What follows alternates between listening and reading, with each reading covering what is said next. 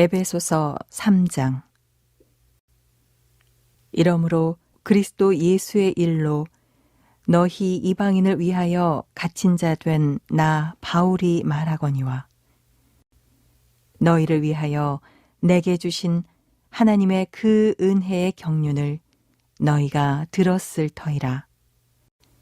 곧 계시로 내게 비밀을 알게 하신 것은 내가 먼저 간단히 기록함과 같으니, 그것을 읽으면 내가 그리스도의 비밀을 깨달은 것을 너희가 알 수 있으리라. 이제 그의 거룩한 사도들과 선지자들에게 성령으로 나타내신 것 같이 다른 세대에서는 사람의 아들들에게 알리지 아니하셨으니, 이는 이방인들이 복음으로 말미암아 그리스도 예수 안에서 함께 상속자가 되고 함께 지체가 되고 함께 약속에 참여하는 자가 됨이라. 이 복음을 위하여 그의 능력이 역사하시는 대로 내게 주신 하나님의 은혜의 선물을 따라 내가 일꾼이 되었노라. 모든 성도 중에 지극히 작은 자보다 더 작은 나에게 이 은혜를 주신 것은 측량할 수 없는 그리스도의 풍성함을 이방인에게 전하게 하시고, 영원부터 만물을 창조하신 하나님 속에 감추어졌던 비밀의 경륜이 어떠한 것을 드러내게 하려 하심이라. 이는 이제 교회로 말미암아 하늘에 있는 통치자들과 권세들에게 하나님의 각종 지혜를 알게 하려 하심이니,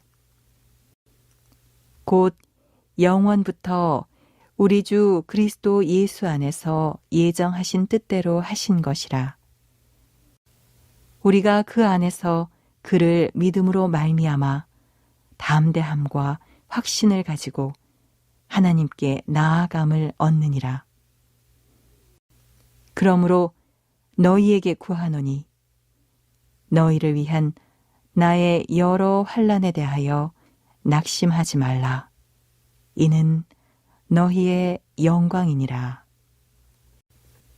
이러므로 내가 하늘과 땅에 있는 각 족속에게 이름을 주신 아버지 앞에 무릎을 꿇고 비노니, 그의 영광의 풍성함을 따라 그의 성령으로 말미암아 너희 속사람을 능력으로 강건하게 하시오며, 믿음으로 말미암아 그리스도께서 너희 마음에 계시게 하시옵고, 너희가 사랑 가운데서 뿌리가 박히고 터가 굳어져서 능히 모든 성도와 함께 지식에 넘치는 그리스도의 사랑을 알고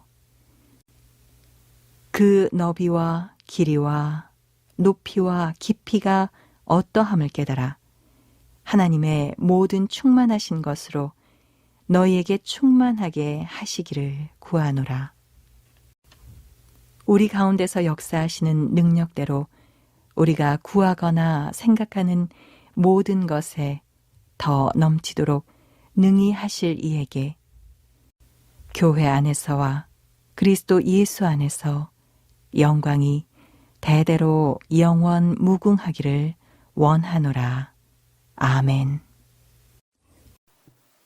주님의 전에 나온 여러분을 환영합니다. 주님의 말씀을 통하여 죽은 영혼이 살고 죽은 나의 삶이 주님의 그 충만함으로 가득하기를 축원합니다.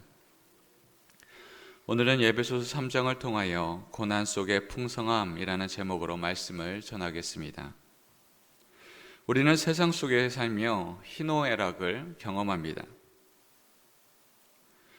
기쁨과 슬픔, 분냄과 또한 즐거움, 이런 것들이 우리의 인생 속에서 일어나게 되지요.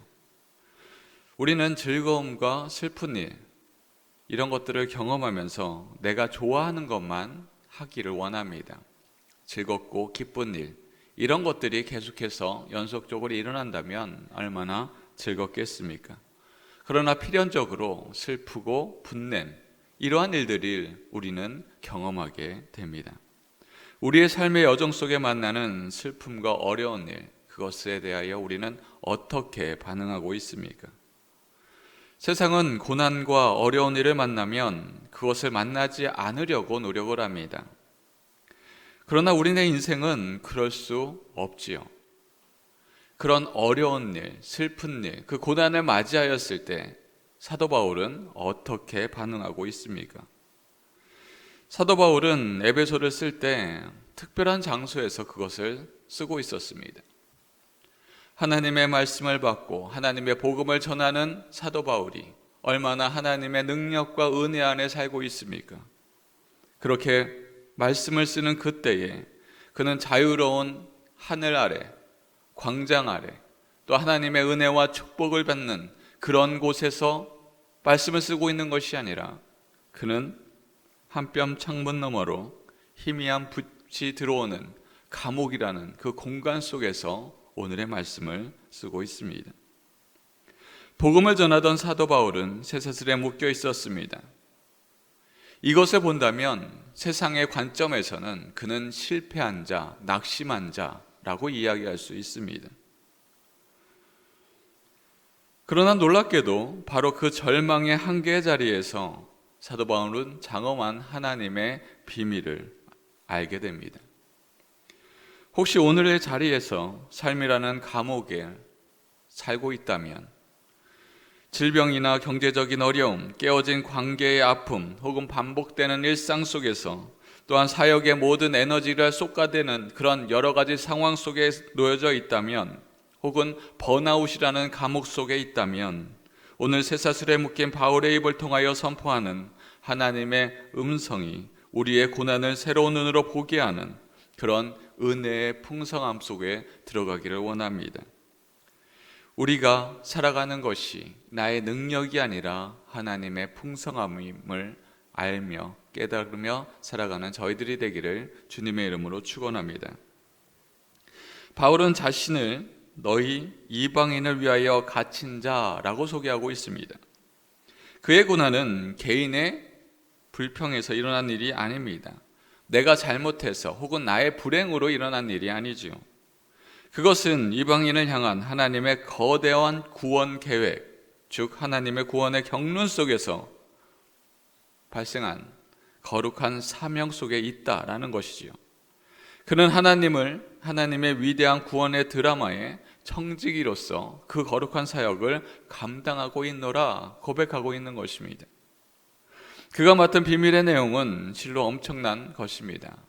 오늘의 말씀 6절 말씀입니다. 이는 이방인들이 복음으로 말미암아 그리스도 예수 안에서 함께 상속자가 되고 함께 지체가 되고 함께 약속에 참여한 자가 됨이라.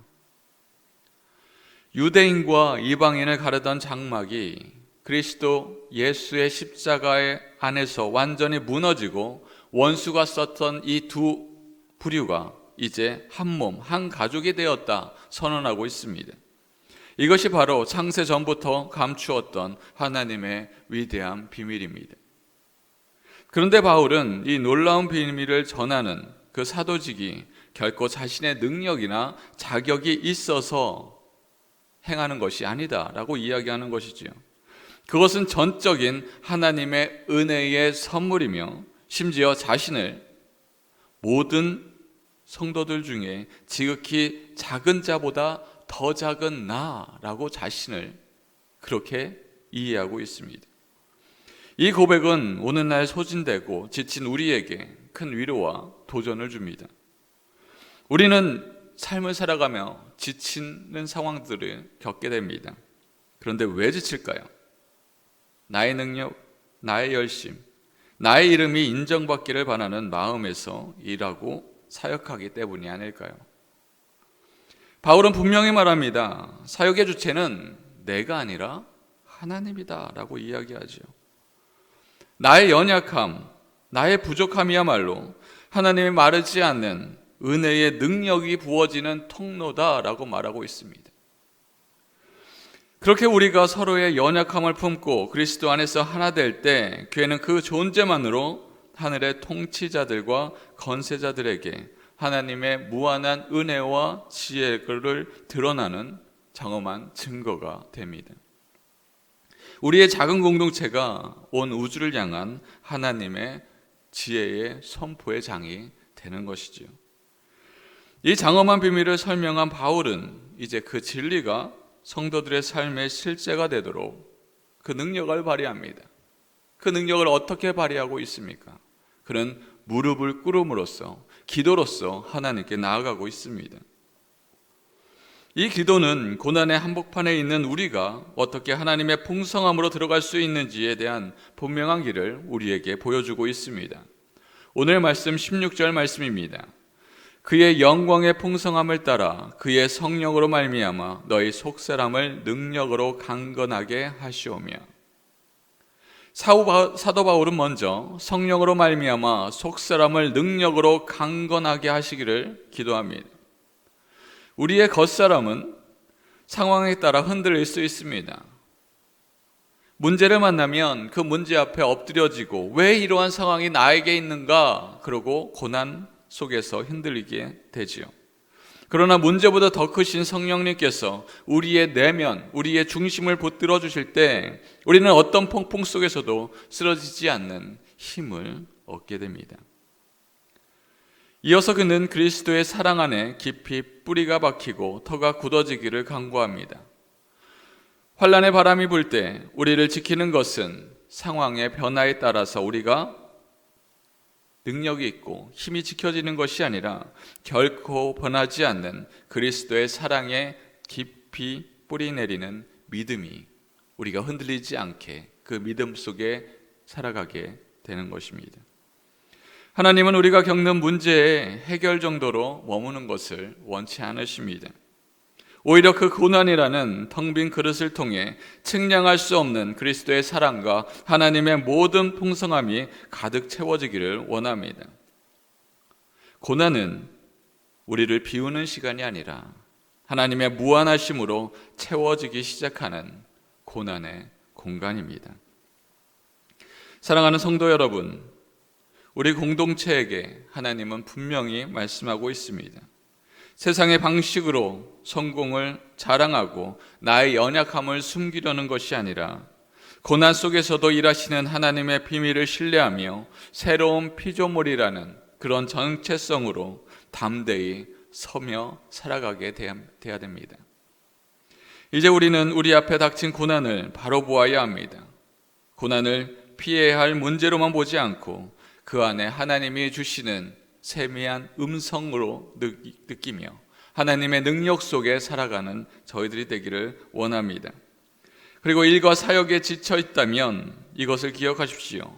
하나님은 우리의 성과를 중요시 여기시는 분이 아니라 우리 존재 자체를 사랑하시고 능력 주시는 분입니다.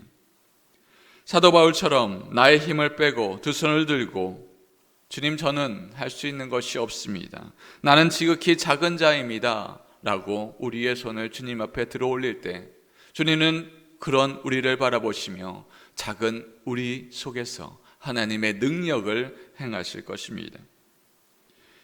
이제 이 진리로 우리의 삶을 살아내기를 원합니다. 우리의 삶이 고난 속에 있습니까? 나의 고난이 하나님의 위대한 계획에 동참하는 영광스러운 통로임을 믿음으로 선포하십시오. 나는 고난의 피해자가 아니라 하나님의 동역자입니다. 일상에 지쳐 있습니까? 우리의 일터가, 우리의 가정이 하나님의 영광이 드러나는 거룩한 장소임을 기억하십시오. 당신은 세상의 평가로 규정되는 존재가 아니라 하나님의 사랑받는 자녀입니다. 우리는 갇힌 자 바울을 통해 한계 없는 하나님의 자유와 능력을 보게 됩니다. 우리의 가장 깊은 고난과 연약함이야말로 하나님의 위대한 풍성함을 강하게 나타나는 축복의 통로입니다. 우리 모두가 이 놀라운 비밀을 삶으로 살아내어 우리가 구하고 생각하는 모든 것에 더욱더 하나님의 은혜로, 하나님의 충만함으로 풍성하게 나타내는 저희들이 되기를 원합니다. 또한 우리의 공동체가 나의 것, 나의 생각만을 드러내는 것이 아니라 하나님의 믿음 앞에 온전함으로 드러내는 저와 여러분들이 되기를 주님의 이름으로 축원합니다.